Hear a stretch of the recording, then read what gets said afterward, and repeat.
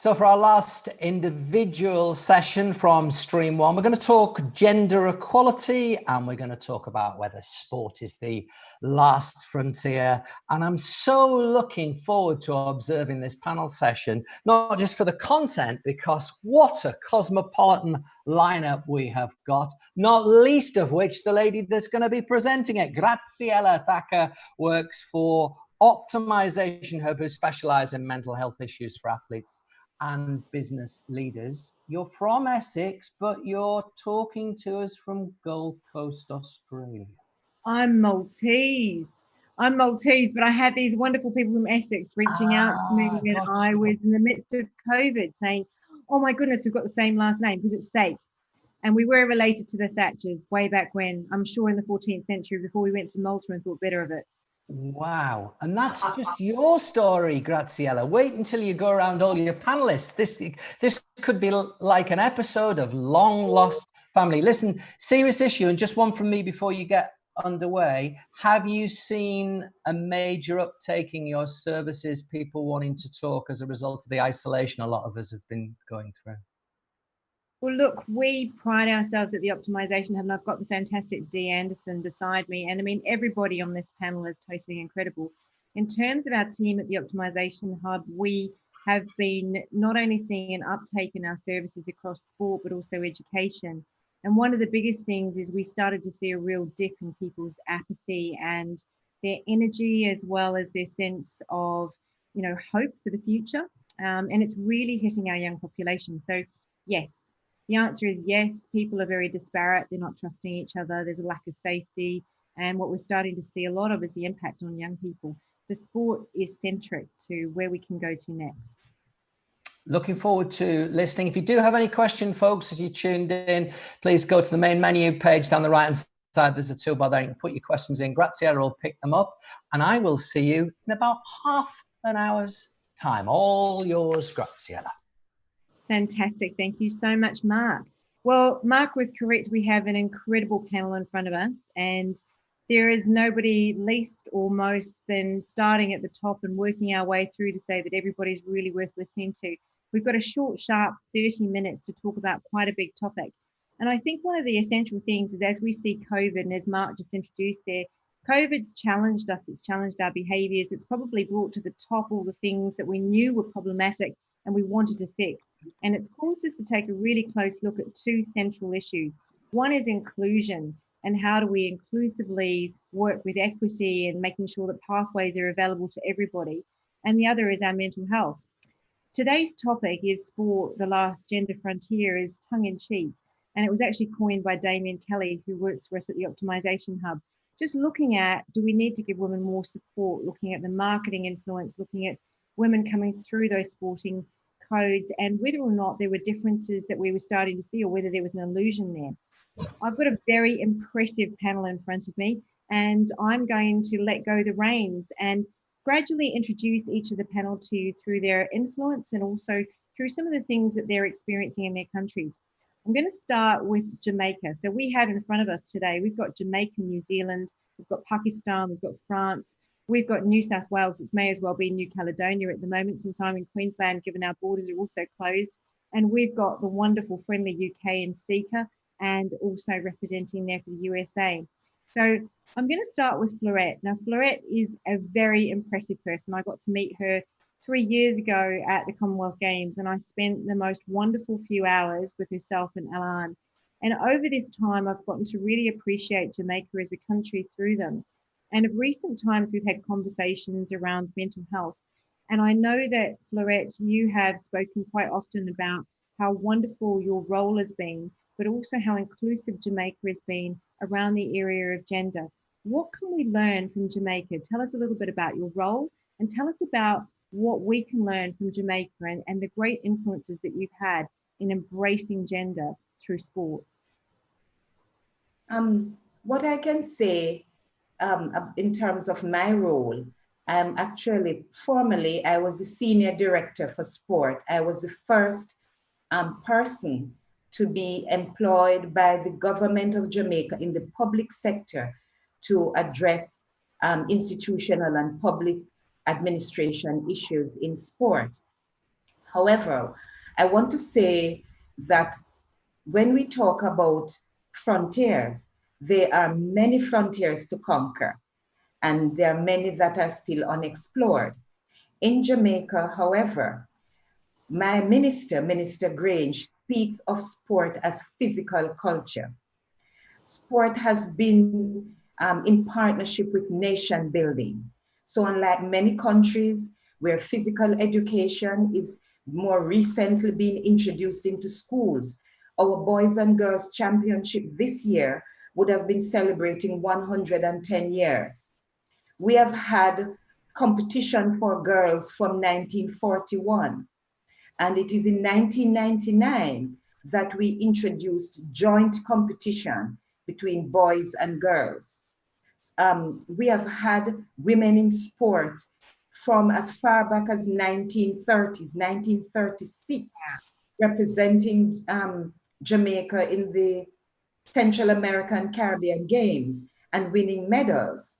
In the famous 1948 Olympic Games, we had 6 women on our team going to the Empire Games. So women, our first female prime minister was also the Minister of Sport, and she had been the Minister of Sport prior to now. We have always had women. Our current Minister of Sport is a woman, and we have always had women in sport administration. We have always seen sport. There is the performance and competitive side of sport, but sport has always been seen as a vehicle, a tool for peace building, for education. It is used. We have a program known as EduSport. I don't think Jamaica is the only one with EduSport, but it is at the elementary level where sport is used to teach and to provide fun in education. We use chess. Chess is mandatory, is compulsory in some schools. We use dominoes at the pre-primary level. And so sport has been used as a vehicle and must continue to be an enabler for development. I'm sure it happens in other countries. Part of the challenge we face is that we do not do sufficient quantifying of the contribution of sport. We need to explore more how sport can be an enabler, how sport can be repurposed to help our development, and how women through sport can get the kind of exposure and the opportunities for advocacy. We need to do more, and if we do that, then we will see how sport is not really the last frontier, but sport has helped us to conquer many of the issues in terms of gender equity and gender equality. There's a long way to go, but there's been a lot that has been done as an enabler and a vehicle for human rights and gender equality. Thank you. Florette, that is so impressive. And if I pick up from what you've said there, you know, the importance of what we're hearing then in Jamaica has been that your heroes have been women for, you know, for at least 60 to 70 years out front in sport. If I pick that up from what you said, and I introduce now Sana Mir, who has been world's number one, was Pakistan's cricket women's captain. She has been so influential. And listening to you, Florette, if I take this over to Pakistan now, and I ask you, Sana, about your history. I remember in Asia 21, because I was also born in Mumbai, I got to meet with Sana a few years ago, probably about 5 or 6 years ago now, and we got to spend some time together.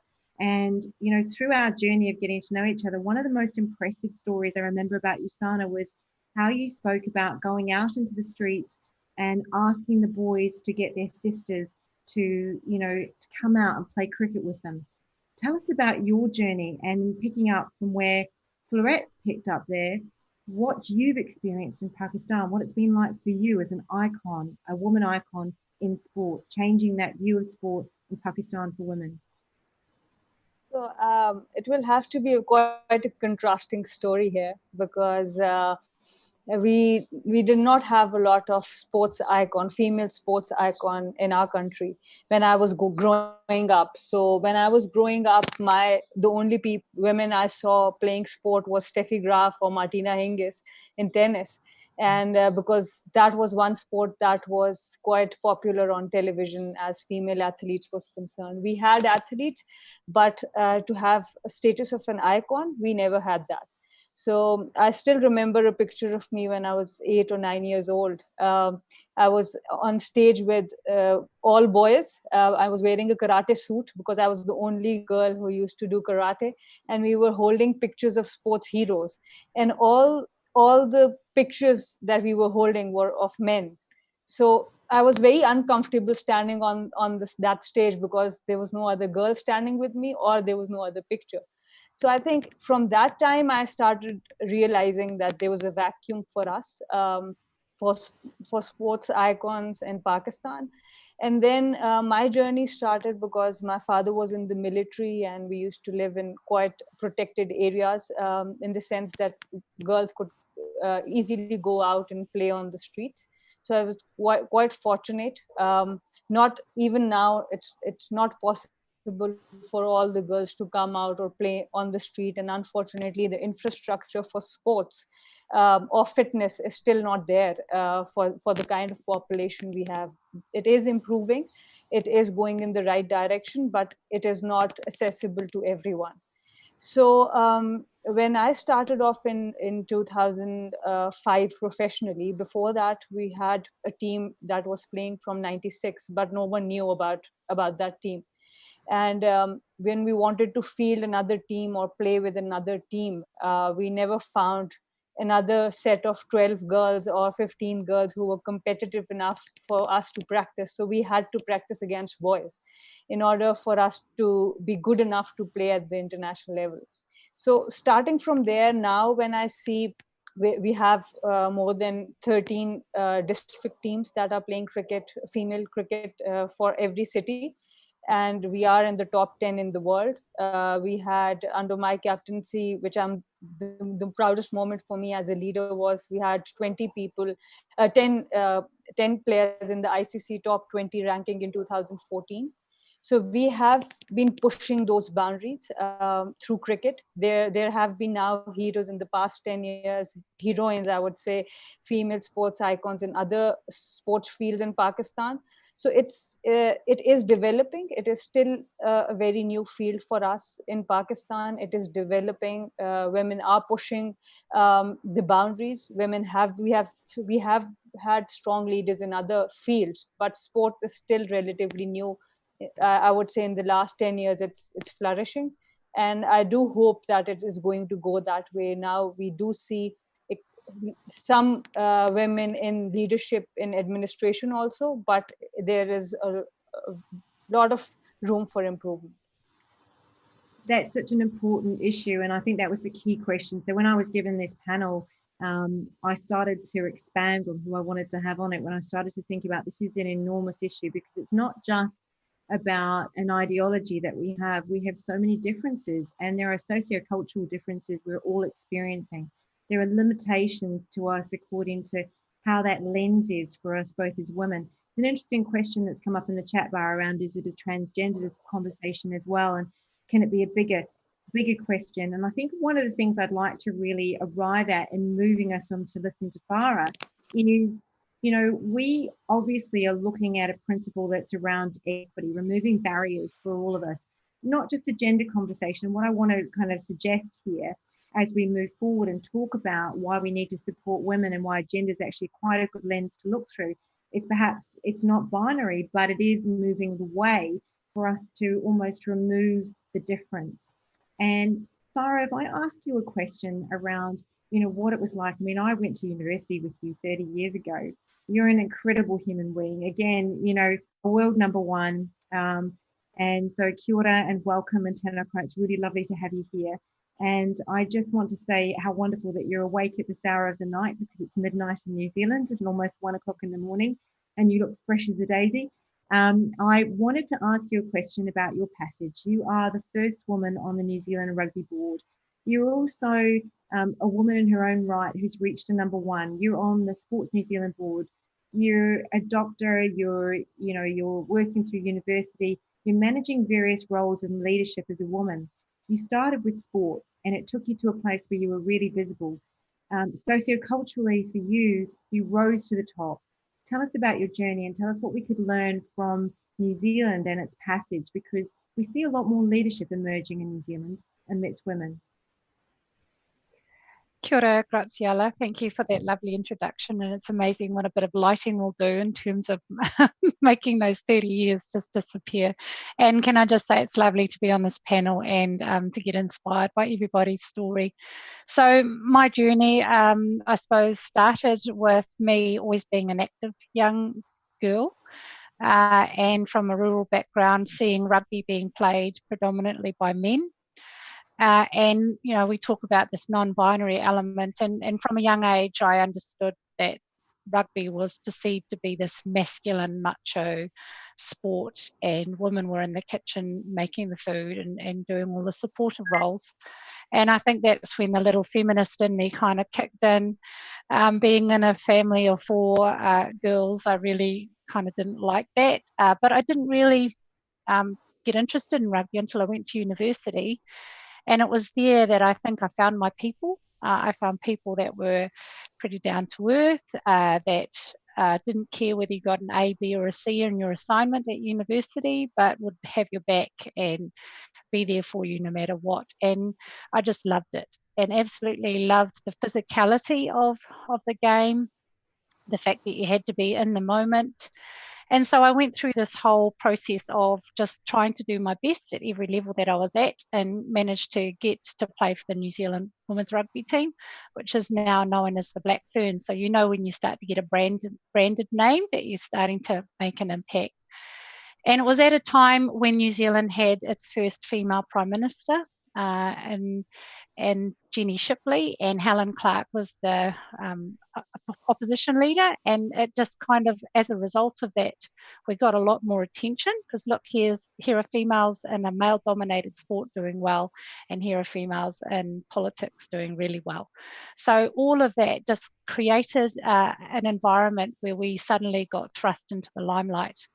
Of course, I had a great time, tried to lead as a captain of the team and do my best to encourage young girls to play, and for people to see that if we include women in a sport like rugby, it does start to make things more fluid.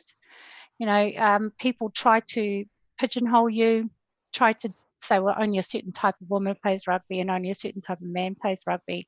It's not like that at all. You know, you just see all shapes and sizes, all sexualities, all appearances, kind of finding their buzz in the sport. But then when I retired, how can I give back to the sport? That's given me a lot. I tried coaching, wasn't for me. I realized it's really, really hard to coach. And then I realized I could combine my academic kind of background and my ability to analyze things and be strategic through governance.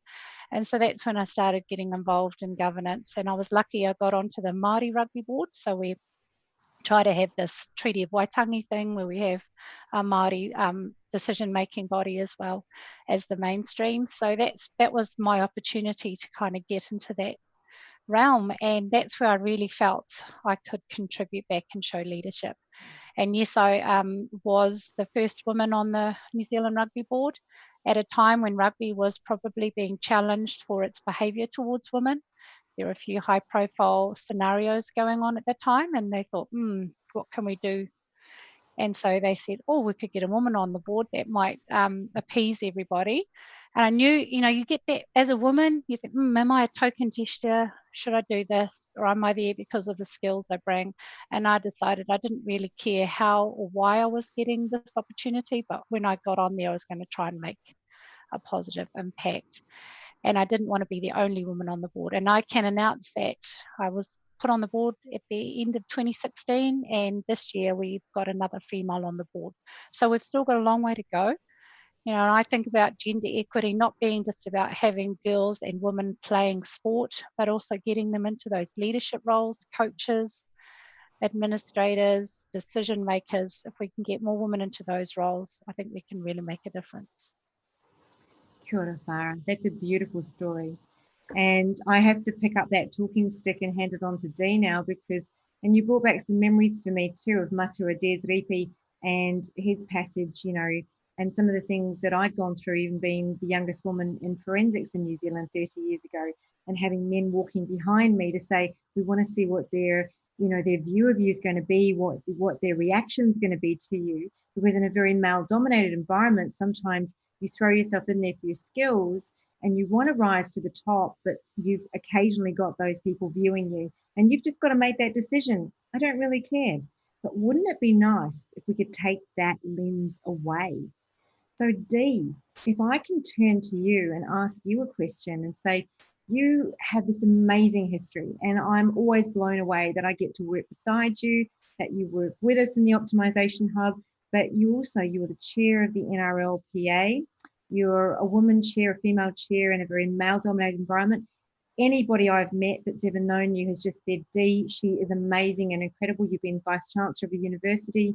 You have written programs for UK Sport. You've written programs at AIS. You've seen a lot in your history. And around that passage, what can you tell us about what it takes for a young woman such as yourself to advance to all those leadership roles and to take on the role that you have at the moment and to really, you know, not really wonder about the gender, but just get on with the job? I think the first thing is at a very young age, like Farah and everyone else, there was an opportunity to participate in sport myself. And again, growing up in country New South Wales, if you wanted to play sport, you played out on the street with the boys because it just wasn't a normal thing for females to do, or not something that it was very mascularized, if you like. And my father and mother, I must commend them for not ever placing me into a box and telling me, well, you're a girl and you have to do things this way. And as a 63-year-old woman now, I've seen a lot. And I know that sport has an unparalleled capacity, if you like, to shift cultures and to move mindsets. And for young girls, particularly, you know, when I was a young person, there was no encouragement to do it. You went along and you watched your brother, or you went along and you helped mum cut the oranges. And in my household, I wanted a bit of it. I wanted to feel connected and to belong and to find something where I could physically express myself. So with the support of my parents, it just became a place for me to hang. But what I have seen in my journey, I was in the Air Force.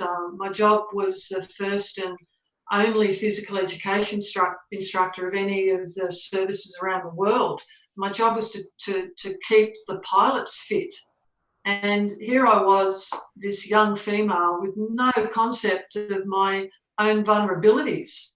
And I think that's the thing as a young female, once you sense your vulnerabilities, then you start to try and, then you see yourself as less capable or able to do things. And so, you know, I've always tried to take on and bite off more than I can actually handle, and then just chew as much as I can to try and make a difference and to try and instill that in many of the young people that I come into contact with. And I feel like that what I have been seeing is that we keep expecting women to adjust to sport rather than sport reframe the way it can enable women to be part of it. And I see with the professionalisation of sport now for women, I get worried that we just expect this new type of professionalism to fit into a structure that maybe is not going to suit the ability for us to maintain an exclusive or inclusive type of sporting environment.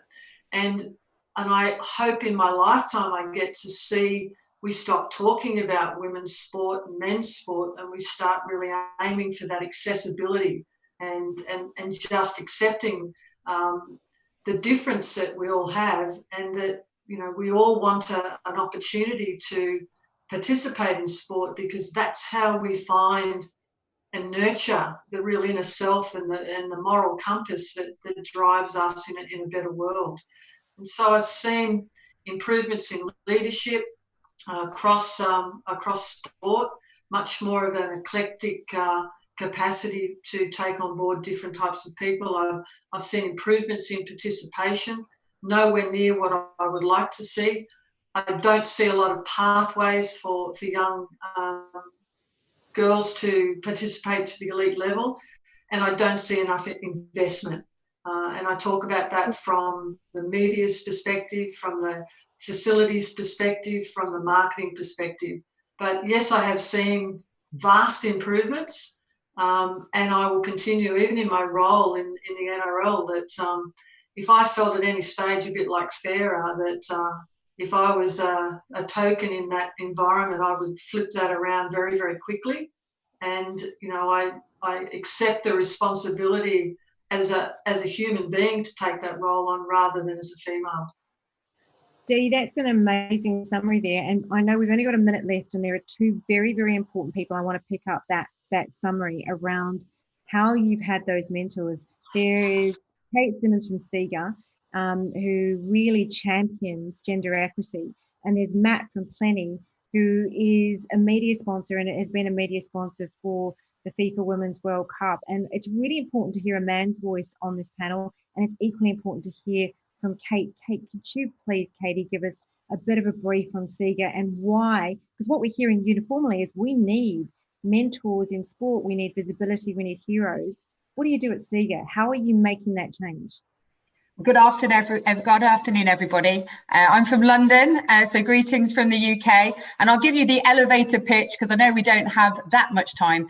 But at SIGA, we're a multi-stakeholder organisation. We're non-for-profit, and our raison d'etre is around one single mission, which is a sport free from corruption.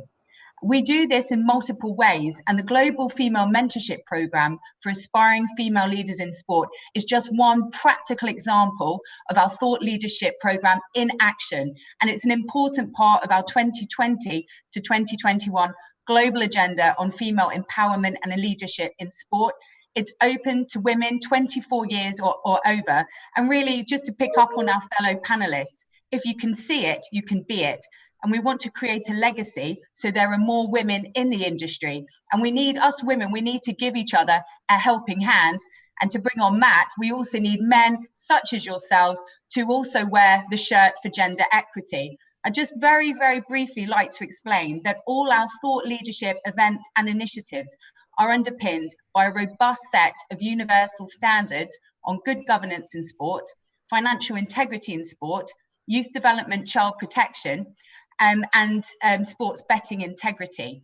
And we have consecrated the principle of diversity, gender equity, and inclusion in the sports organisations' executive committees as part of our universal standards on good governance in sport. Now, why have we done that? We've done that for that very simple reason, Graziella, because diversity of thought and opinion simply makes better decision making in the governing bodies. And that's why we're encouraging all sports organisations to adopt our standards, and why we've developed the first ever independent audit system where sports organisations will be assessed in accordance with our standards and will be rated to bring accountability. Because without accountability, the status quo will prevail. And the status quo is that less than 20% of sports governing bodies have women representation in it. There's such an important point there, and to wrap that into what we've said collectively is really we've just got to change the lens, where we're not looking through that men or women, but perhaps we're just looking at excellence. Matt, finishing the ground with you is incredible, because you and I had this amazing connection with Kosovo, who led us to Kate, and this was through Sport Accord when I spoke there last year, and you said wow, and we just got talking and there's filming going on. The perspective that it's really important not just to have female voices talking about gender, but that equity is just about everybody having that pathway. I know you've seen so much in your history and your background, and I know we've discussed that it's been fairly robustly evident to all of us that, you know, there has been this huge marketing spend on the men's game and very little on the women's game, and the invisibility. Tell us what it's like for you working in media, working around sport, and working to really push the equity principle. Well, first of all, thank you very much for the invite. I feel really inspired by so many very talented ladies, and I would say leader and hero for everyone. And I could definitely more talk for the event more than sport and what I've experienced till now. I could give you two examples. I see a lot of non-mixture between male and female in the event industry. So for example, you go to agencies, for example, it's very much of a lady job, and very rarely you can see men working in this particular field. However, in the AV industry or technical jobs, it's very, very much male-dominated again. And for that, for example, there's a group called Women in AV in Australia, and they've basically taken the idea of pushing and moving forward ladies into an AV and technical career, which is just exceptional. We are for it. We do our best for it, but to me, I think we need to grow in regards to maturity. What does it mean? It means that I think we need to shift to the next step, which would be a bit more mixture, because at the moment I can feel in the event industry that it's very much into silos still. So it would certainly take a bit of time, but I think we're on the right way, and we need heroes just like you and what I've heard just now. So one of the things that we spoke about was that to look at the lens of sport and to take the equity principle on was to also have women reporting on women's sport and men's sport, to have our female male coaches, to not really be talking about gender, but just capability. And I know that was a really big conversation that we filmed. We don't have much time to give the audience much more, but in a general wrap up, what I would like to offer the audience is that as a group, we've come up with some great ideas here. And what we could do is just plot a bit of a pathway out of what we've had here. I'm quite happy to tap that out and to connect everyone on LinkedIn and to put that out there as an article of just a summary of what we've spoken about that hopefully is useful to our listeners who organise events and who are also very responsible for sport, as maybe a way to take that lens down and to grab hold of what's been great in this conversation to a pathway forward. You know, this is one of the dangers of doing something as important as this in this kind of format, which is we're trying to get as many different issues and people from all over the world involved, and inevitably it means half an hour is simply not enough. The storytelling I heard there was just breathtaking. I was just captivated about those national heroes in Jamaica, to the contrast for Sana, to the opportunity that Katie's providing, and everybody else. Please don't think I'm missing you out, because I couldn't possibly. Could you just succinctly give us one message, Graziella, to take away from this, please? To use Katie's phrase, maybe an elevator statement that we can just take away a sentence or two, please.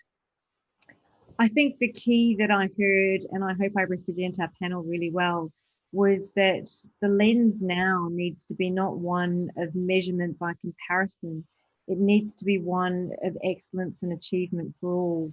And to do that, we need to create visibility for everybody and accessibility for everybody, and celebrate the great things that we've spoken about: health out of sport, access out of sport, heroes out of sport, and perhaps sport is our centric for our post-COVID, pivot back into a healthy community. Fantastic. If you want to pick up any of these issues with these guys, you will find them. You know, they're all registered. You'll see them if you go into our main menu page, and just go and explore them, or look them up on LinkedIn. You're all big guys and girls. You know what to do. Connect with them and find out more about these amazing stories. Thank you all very much indeed. And Graziella, that was just brilliantly marshaled. thoroughly captivated by the whole thing. Wish you all good luck. We're going to amalgamate with Stream One any second now. Diana Binks will be joining me. We'll get together with a few people to gauge their reaction to day one of the Major Events Summit. I'll see you in a couple of minutes' time. Fantastic.